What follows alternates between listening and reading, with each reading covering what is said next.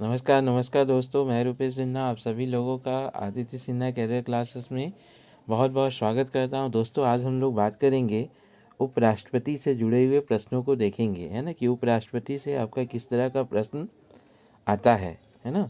उपराष्ट्रपति से आपका किस तरह का प्रश्न आता है, तो आइए हम लोग जानते हैं दोस्तों।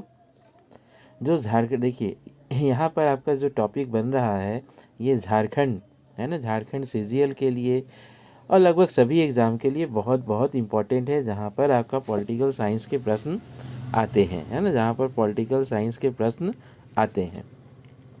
तो चलिए दोस्तों, हम लोग शुरू करते हैं। देखिए दोस्तों, उपराष्ट्रपति, भारत का एक उपराष्ट्रपति होगा, है ना, भारत का एक उपराष्ट्रपति होगा। इसका जिक्र भारतीय संविधान के कौन से आर्टिकल में किया गया है, तो भारतीय संविधान के 63वें आर्टिकल में किया गया है कि भारत का एक उपराष्ट्रपति होगा। संविधान में देखिए उपराष्ट्रपति का जो प्रावधान है, संविधान में उपराष्ट्रपति का जो प्रावधान है ये आपका कहाँ से एडॉप्ट किया गया है, तो अमेरिका से। आप लोग जानते ही हैं कि हम लोगों के संविधान में बहुत सारे ऐसे चीज़ हैं, ऐसे नियम और कानून हैं जो बाहर के देशों से एडॉप्ट किए गए हैं। इसी क्रम में उपराष्ट्रपति से संबंधित जो प्रावधान है यह आपका कहाँ से लिया गया है, तो यह आपका अमेरिका से लिया गया है।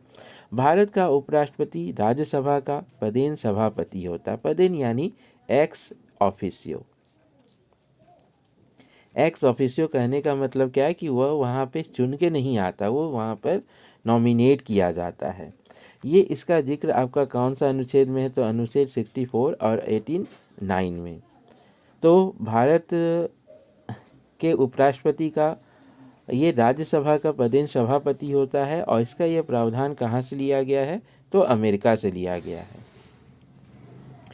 उपराष्ट्रपति राज्यसभा का सदस्य नहीं होता है। देखिए मैंने यहाँ पे जिक्र किया कि ये पदेन सभापति होता है।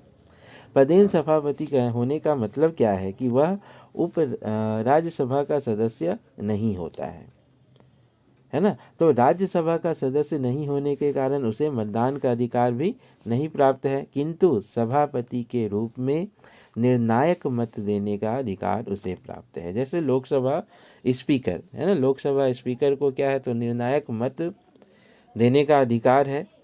उसी तरीके से है ना, सभापति के तौर पर अगर देखें, है ना, देखिए उपराष्ट्रपति राज्यसभा का सदस्य नहीं होता है, जैसे मतदान का अधिकार उसे नहीं है, लेकिन अगर सभापति के तौर पर देखें तो उसे निर्णायक, जब मान लीजिए दोनों पक्ष बराबर हो जाए, है ना, दोनों पक्ष बराबर हो जाए, तो ऐसे कंडीशन में क्या होगा, तो ऐसे कंडीशन में उपराष्ट्रपति अपना निर्णायक मत डाल सकते हैं, है ना।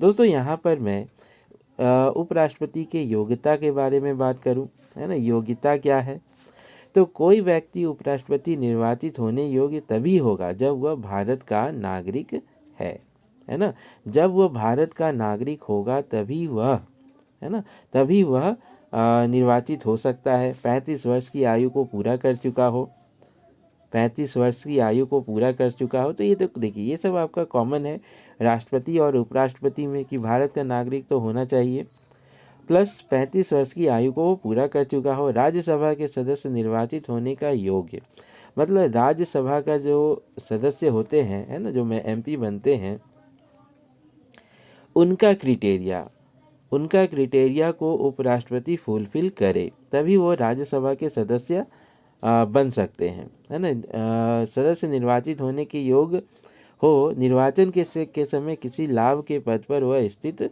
नहीं हो, मतलब जब निर्वाचन होता है तो उस समय वो किसी भी तरह के लाभ के पद पर नहीं हो।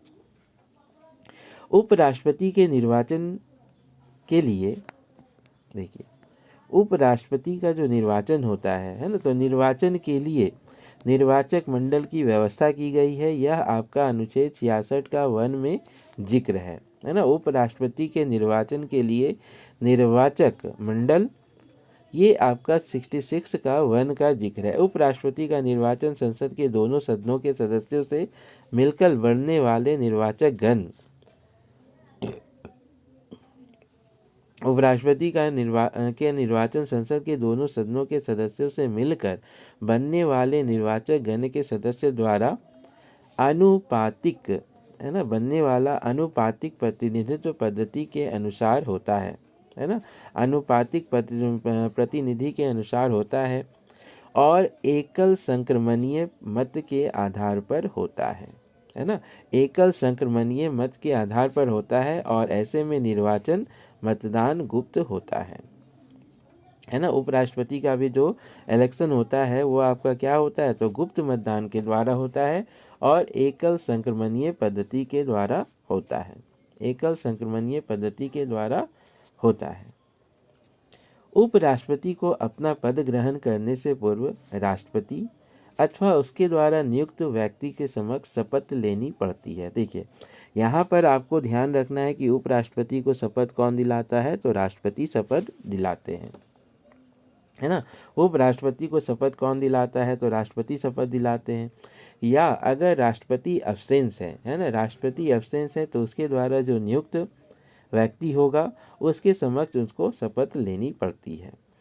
उपराष्ट्रपति की पदावधि की मतलब वो कितना साल, तो 5 साल का कार्यकाल है। इसका जिक्र आपका अनुच्छेद 67 में है ना। उपराष्ट्रपति की पदावधि, उपराष्ट्रपति जब पद ग्रहण करते हैं वहाँ से 5 वर्ष के कार्यकाल तक, 5 वर्ष के कार्यकाल तक उनकी रहती है।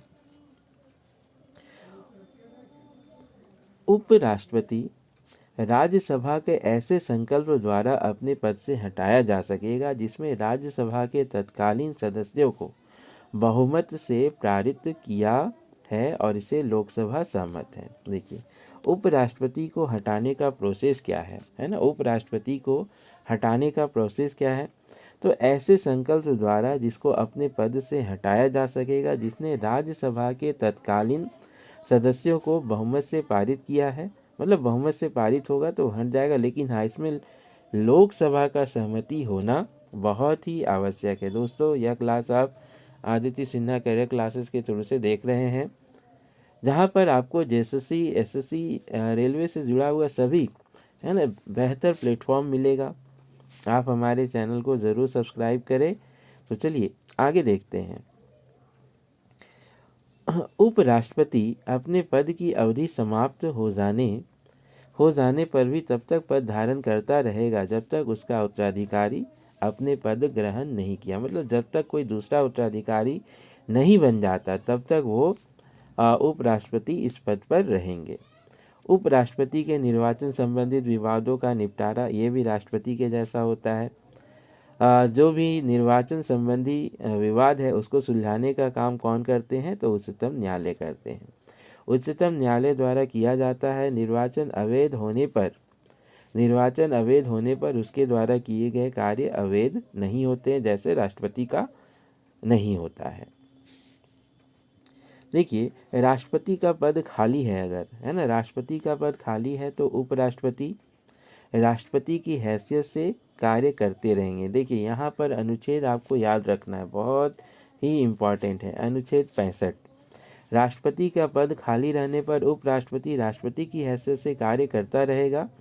उपराष्ट्रपति के रूप में कार्य करने की अधिकतम अवधि 6 महीना, मतलब 6 महीना के अंदर वहाँ पर चुनाव हो जाना अनिवार्य है। 6 महीना के अंदर चुनाव होना अनिवार्य है, ठीक है।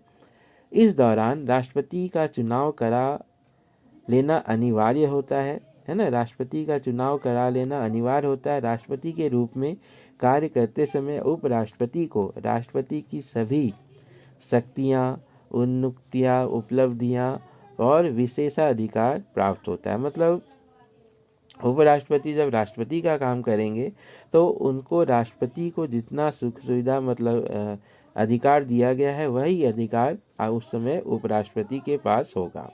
तो दोस्तों यहाँ पर हम लोगों ने आदित्य सिन्हा कैरियर क्लासेस में, है ना, उपराष्ट्रपति के बारे